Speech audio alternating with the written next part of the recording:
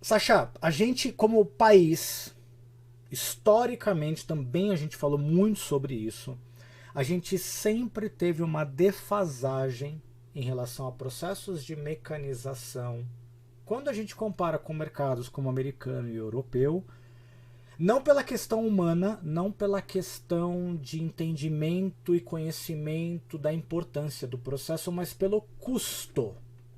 Este gap, essa distância, ela foi muito grande quando a gente fala ali de anos 90 principalmente. A partir dos anos 2000 a gente percebeu uma redução, então o que acontecia lá fora acontecia muito aqui. E aí é uma impressão, e eu quero voltar a bola para você, de que esta distância voltou a se abrir um pouquinho pela própria questão da competitividade, dólar e custo. Então, a minha pergunta para você é: o quanto nós estamos hoje em termos de distanciamento, ou não, de repente você me contradiz, em relação a tecnologias, a desenvolvimento de produtos e equipamentos entre o que tem aqui e o que tem na Europa, não como tendência, segura um pouquinho, mas como aplicabilidade no dia a dia dos contratos e das operações. Perfeito. Eu concordo com você, né? No passado, quando a gente olhava para o custo da mão de obra no Brasil e o custo da importação dos equipamentos, com todas as taxas que haviam, com o próprio custo do transporte de um equipamento, seja da Europa, dos Estados Unidos, de onde for para o Brasil, era tudo muito alto. Então, ambos os deltas, né? O da diferença de custo de mão de obra, a mão de obra brasileira era baixíssima e o custo do equipamento era muito mais alto. Isso reduziu nos últimos anos. A minha percepção é que, claro, tem aí uma questão de diferença do dólar, que chegou a estar 1 para 1, agora está 5 e tanto para 1. Isso acaba influenciando bastante no custo de um equipamento, mas eu diria que, apesar de tudo isso, a mecanização já é uma realidade muito grande no Brasil. Se parar para fazer conta, a mecanização certamente vale a pena, mesmo para áreas não tão grandes. Porque no passado o conceito era, não, para área grande com certeza vale a pena. Mas a gente tem demonstrado que mesmo espaços menores, áreas menores, se você levar em consideração o custo da mão de obra aplicado para fazer um processo de limpeza de forma manual versus o processo de limpeza com o equipamento, o gap já é menor. Existe, sem dúvida nenhuma existe, mas já é muito menor. Então, assim, eu diria que a mecanização já é uma realidade aqui. Eu acho que falta muito conhecimento para que realmente isso cresça como eu imagino que crescerá.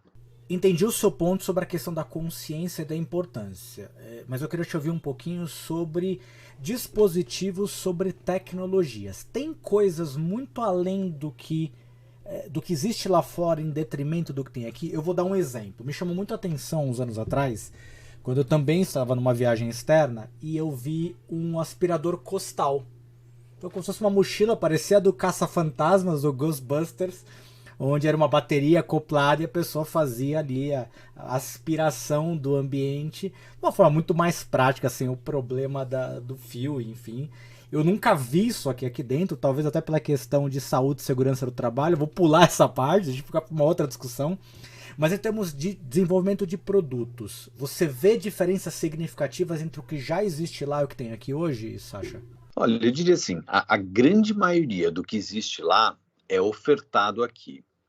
Provavelmente o que acaba acontecendo, esse exemplo que você deu, acho que é muito bom, do aspirador costal, é que de fato o custo dele aqui acaba inviabilizando um volume maior de utilização desse equipamento.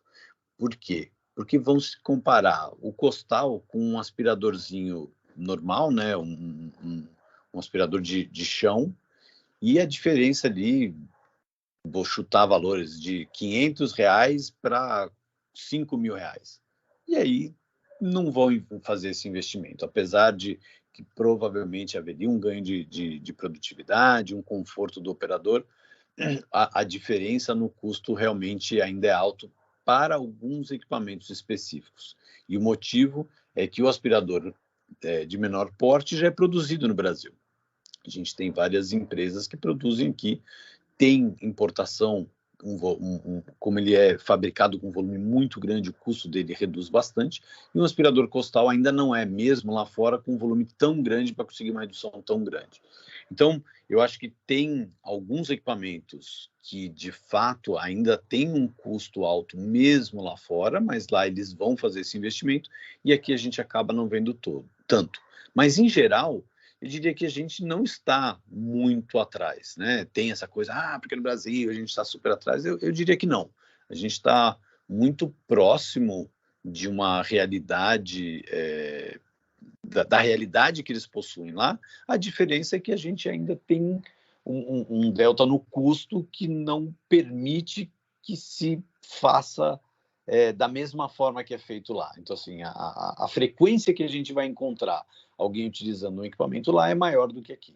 Fato. Conseguiu responder, e eu sei que você tá louco para falar um pouquinho sobre automação, mas eu tenho mais uma última pergunta. Uma coisa que me chamou muito a atenção também numa dessas andanças, eu vi equipamentos operados por controle remoto, de uma forma semi-autômata. Eu não esqueço, eu tenho um vídeo gravado aqui nos meus arquivos, onde eu vi uma roçadeira, se eu puder chamar desta forma.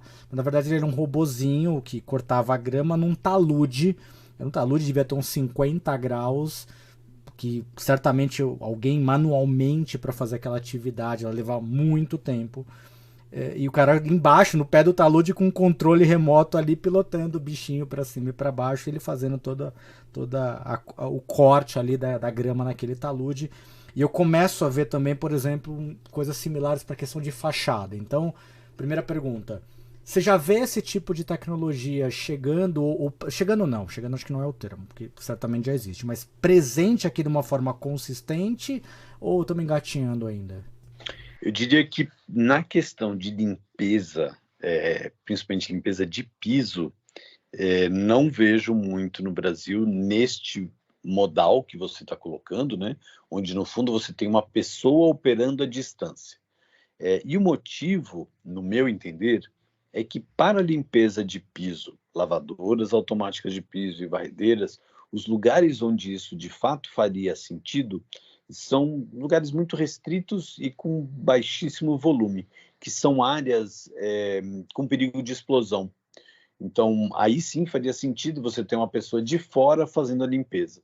Mas são poucas essas áreas, não justifica o desenvolvimento. A grande maioria das outras áreas são áreas sem risco. Então, o exemplo que você deu da roçadeira, do cortador de grama, né, operando num talude, eu, apesar de não trabalhar nessa área, eu entendo e conheço um pouquinho, eu vejo a complexidade que é se você precisa de uma pessoa com uma máquina num talude inclinado. Ele precisa ter segurança, ele vai ter que ter corda, no fundo ele vai estar descendo de rapel cortando grama, que oferece um risco maior. Então, isso é algo bastante comum, e aí foi desenvolvida essa roçadeira. Hoje em dia já existem algumas roçadeiras, inclusive autônomas, que fazem esse processo, mas começaram com uma onde uma pessoa à distância faz a operação. Nas lavadoras e varredeiras, de fato, não vejo isso evoluindo, pelo menos não ainda. Acabaram dando um pulo direto para o que é o equipamento autônomo. Então, vamos falar dos equipamentos autônomos. Muitos dos que estão nos ouvindo aqui já devem ter visto em aeroportos ou shopping centers, ambientes de escritório, enfim, aqueles robozinhos ou os robozões grandões que fazem a limpeza de uma forma autônoma. E a minha provocação também faz parte do nosso programa aqui é: Sasha, o quanto disso ainda ele é efetivo no planejamento, numa estratégia de higiene e conservação do ambiente, o quanto ainda é meio marketing, meio para mostrar que a empresa é inovadora e que está atento a isso? Boa. Bom, como você bem sabe, né, eu adoro esse tema, eu sou apaixonado por esse tema, sou apaixonado por tecnologia, então me envolvo bastante aqui. E eu diria assim, começando por onde a Tenant iniciou o desenvolvimento, que foi nos Estados Unidos, lá hoje já existe de fato um payback no uso de uma máquina autônoma. O simples cálculo do operador sentado na máquina, fazendo um trabalho extremamente monótono e praticamente sem valor, que é ir e voltar num corredor ou num saguão, ou onde quer que seja, já compensa. Você consegue colocar essa pessoa para fazer limpeza, por exemplo, de corrimão, de maçaneta, enfim, coisas que exigem um, um conhecimento e que um robô vai demorar muito para fazer. Então você aproveita essa pessoa para fazer uma limpeza onde o ser humano vai ter uma eficácia fenomenal, né? Afinal somos a máquina mais desenvolvida, e coloca uma lavadora de piso para ficar indo e voltando num corredor fazendo um trabalho extremamente monótono por horas. E essa pessoa responsável pela máquina, ela continua, pelo menos por hora, na grande maioria dos equipamentos que estão aí, responsável por pegar essa máquina, guardar naquele quartinho no terceiro subsolo, que precisa pegar 2 elevadores, descer uma rampa. Assim, ainda não existe a possibilidade de que este equipamento tenha uma base, uma estação numa área nobre. Ele sempre vai ter que ter uma aventura até chegar no quartinho dele. Então, em função disso, o que se fez, né, na grande maioria das máquinas autônomas que existem por aí, é de que ela é um cobot. Essa é a expressão que a gente tem utilizado, porque é um robô mais colaborativo. Você precisa de uma pessoa que vai cuidar deste robô enquanto faz outras funções. Por isso, ela é conectada pelo celular, recebe todas as informações quando completa o processo, se por acaso tiver algum tipo de obstrução que a máquina precisa de uma ação do responsável da máquina, ou para liberar o corredor, às vezes caiu uma caixa e ela não consegue passar, acabou a água, está acabando a bateria porque ele calculou mal o uso do equipamento, enfim, tem vários motivos que talvez precise da colaboração do responsável da máquina. Agora, quando a gente olha então para vou chamar de Estados Unidos e da Europa, isso já é uma realidade. Tanto é que a frota, posso falar especificamente da Tenant, né? Já temos aí mais de 5.500 máquinas espalhadas, principalmente pelos Estados Unidos, e uma parte na Europa, uma parte na Ásia, e isso tem crescido de uma forma até surpreendente. Quando a gente olha para o nosso mercado aqui no Brasil, aí sim eu diria que ainda não se paga pura e simplesmente olhando o tempo do colaborador sentado na máquina, que é economizado.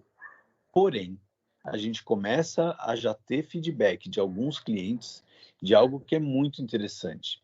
O exemplo que me deram, a gente tem algumas máquinas operando em shopping center aqui no Brasil. E essas máquinas, elas nunca bateram em nada. Com mais de 5.500 máquinas rodando pelo mundo, nunca bateram em nada. Até pode eventualmente encostar e parar, mas não bater.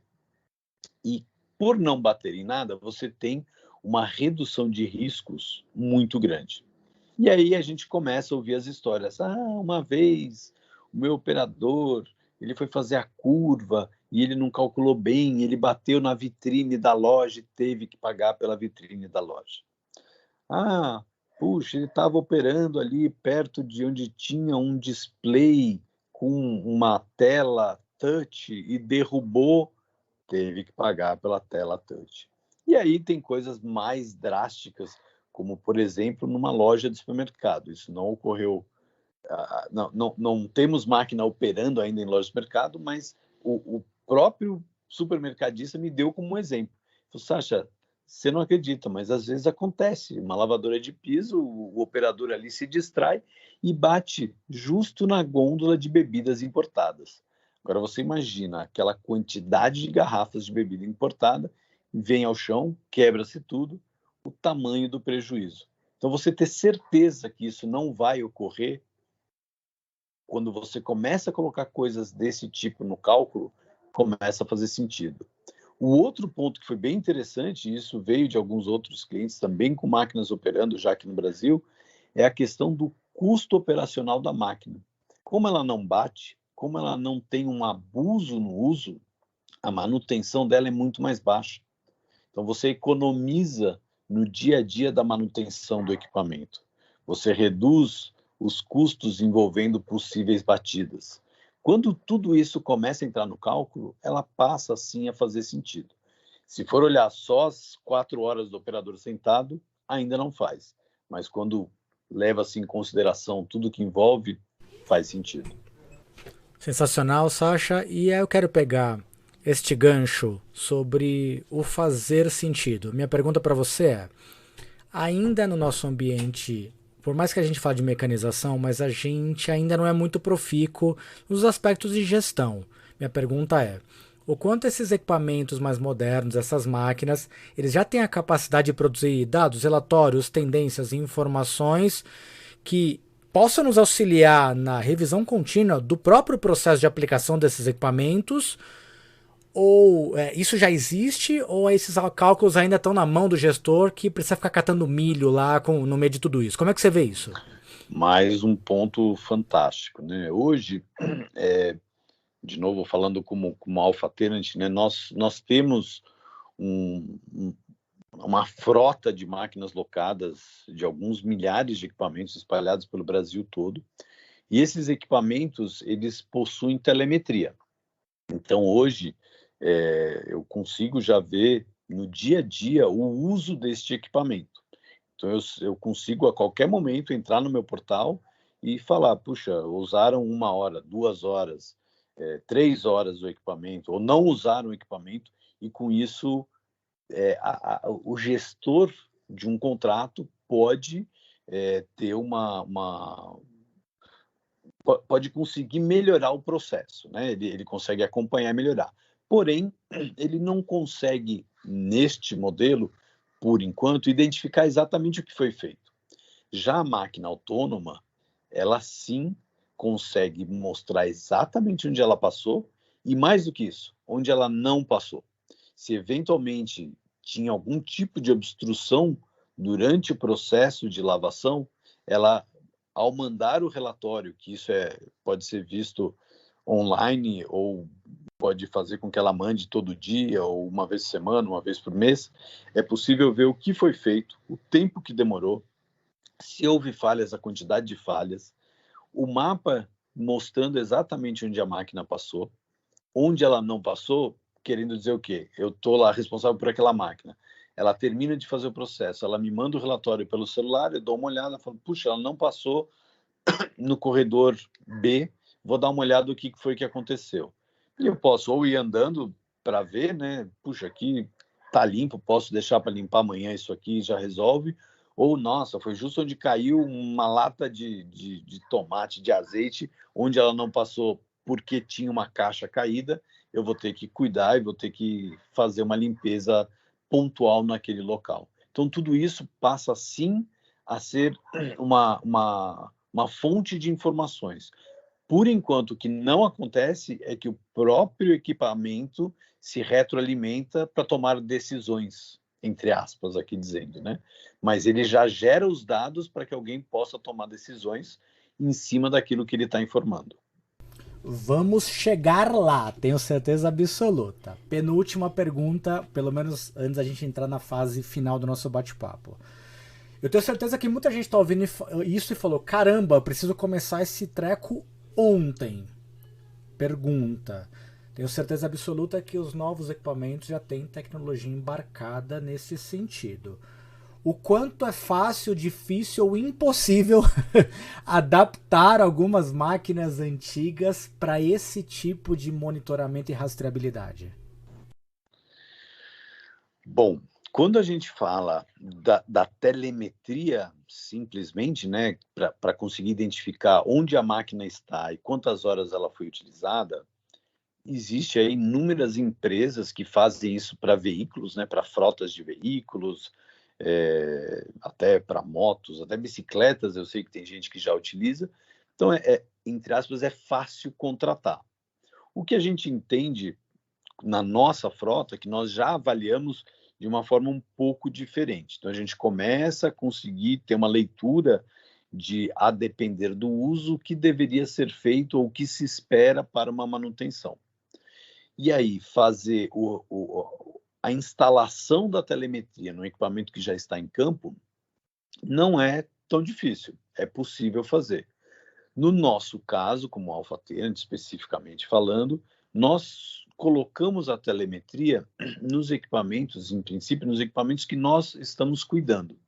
Por quê? Porque senão você colocar na sua máquina a informação de onde ela está e quantas horas é utilizada, é uma ajuda, sim.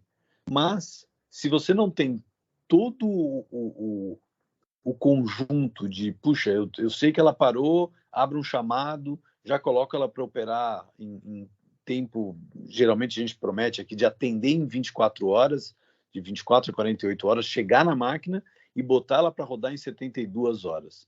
Então, isso é o que a gente tem prometido, tem conseguido cumprir, e aí eu acho que faz mais sentido unificar essa informação com a certeza de que o equipamento vai continuar rodando, porque às vezes só ter isso, mas aí você vai demorar, puxa, a máquina quebrou, preciso fazer o pedido do motor que gira a escova, isso eu preciso passar para o setor de compras, vai demorar 3 dias, aprovação mais 2, a compra, a entrega, enfim, ficou 15 dias a máquina parada. Não adianta ter a telemetria, não vai ser uma solução. Agora, quando faz o conjunto como um todo, eu acredito que faz sentido. Mas, respondendo a sua pergunta, não é difícil. Existem N empresas que poderiam colocar telemetria no equipamento. Mas como tratar isso, aí eu acho que tem uma complexidade um pouco maior. E 15 dias você foi bem generoso e bem bonzinho, Sasha. É, Certamente. mas Sozinho, às vezes dá certo. nos equipamentos novos, e talvez eu tenha perdido isso já está embarcado ou não? Também é algo à parte? É algo à parte. No nosso caso especificamente, a gente, quando faz uma locação ou um contrato de manutenção, aí sim a máquina já vai com isso. Caso contrário, se o cliente achar que faz sentido. Mas como ele precisa ter um portal para receber essa informação, não, aí depende de cada um entender se ele quer que nós façamos isso ou se ele prefere já fazer com um terceiro. Eventualmente ele já tem uma frota de veículos sendo rastreada, enfim. Então a gente pode até ajudar a tomar a decisão. Sensacional. Última pergunta, ou última provocação da nossa conversa, Sasha, para encerrar o bate-papo. Para onde a gente vai? O que a gente pode esperar daqui para frente em termos de desenvolvimento do setor, em termos de avanço de máquinas, de sistemas, de processos, principalmente agora que os custos de transmissão de dados, de monitoramento estão cada vez mais baixos, 5G está vindo aí, está em processo de implementação, as redes LoRa, Sigfox têm cada vez mais protocolos abertos. Cara, para onde esse negócio vai? Conta um pouquinho pra gente, e sem medo de errar, tá? Sem compromisso. Aqui a gente brinca de predição de futuro, mas com zero compromisso de eventualmente viajar. Fala aí, Sasha. Perfeito. Bom, eu gosto de pensar no futuro, assim, eu tenho em mente, né, e aí sou eu pessoalmente, a forma que eu olho para o que seria a máquina do futuro. Então, a máquina que faça reciclagem de água na própria máquina, já existem algumas que fazem um pouco disso, mas eu acho que isso é uma melhoria muito significativa quando a gente para e pensa, né, na questão da água. Eu acho que a máquina, a grande maioria vai ser a bateria, tanto a questão de cabo, cada vez menos se utiliza em função do risco desse cabo ser cortado, alguém tomar um choque, atrapalhar a circulação. Então, a baterização dos equipamentos, eu acho que é uma tendência. Inclusive, quando você para e pensar uma máquina a diesel, a GLP, que está emitindo CO2, a baterização tem sido uma tendência de modo geral. E aí, hoje, o que tem de mais avançado, e a indústria automobilística é quem puxa, são as baterias de lítio. Então a gente começa a conseguir oferecer em alguns equipamentos isso, ainda não é algo que está em 100% dos equipamentos, mas vai ser o caminho.